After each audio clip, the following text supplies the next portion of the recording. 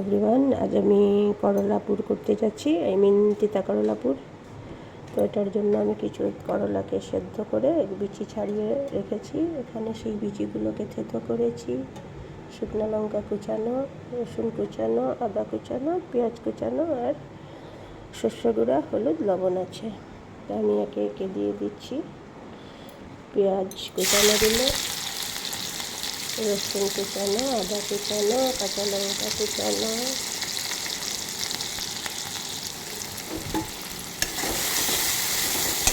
এগুলোকে নেড়ে চেড়ে একটু ভাজা হয়ে গেলে করলার বিচি থেঁতোগুলো দিয়ে দেব। এখন আমি দিয়ে দিচ্ছি করলার বিচি থেঁতোগুলো। এটাকে কতক্ষণ ভাজা করব।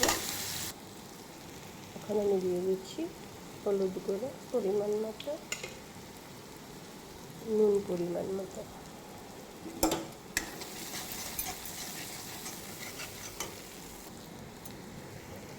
সামান্য জল দিয়ে দিলাম এবং শস্য গুঁড়োগুলো দিয়ে দিলাম।